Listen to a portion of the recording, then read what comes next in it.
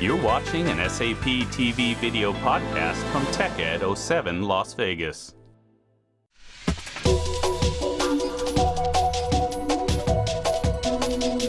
What would you call the new quality of SAP's ecosystem?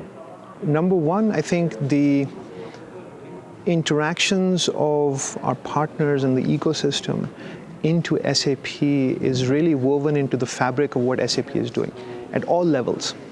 It's no longer something where you have to continuously push to say, look, it's good to engage with the ecosystem and with partners.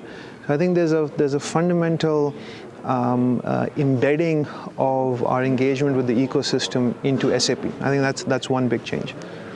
The second big change is the focus on the customers related to the ecosystem. So that may seem like a strange answer, but it's that where you have the engagement with the partners, the communities, and all of these other pieces. But we're all trying to do this for the benefit of the customers. Now, the SAP ecosystem is getting bigger and bigger and bigger. How do you actually control it? Why would we want to control it? So I don't think you can control it. I mean, come on, we're talking about thousands of companies. Many of these companies are sometimes larger than SAP. We're talking about hundreds and thousands of developers in 120 plus countries around the world.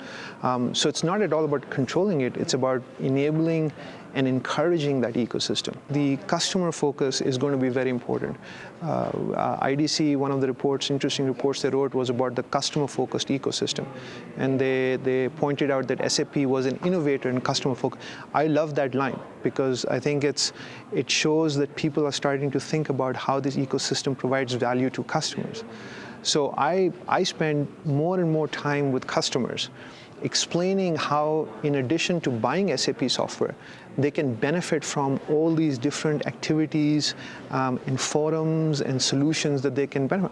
What do you like about TechEd?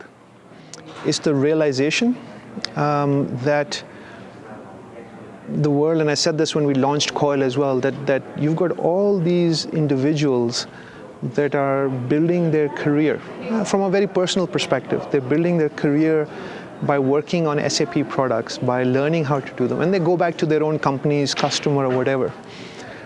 I feel, and I know the SAP management and my colleagues feel, a responsibility to these individuals. Of course, we have a responsibility to the companies, but also to the individuals to make sure that we provide them the best tools, the best training, and we want them to come back every year and be successful and grow.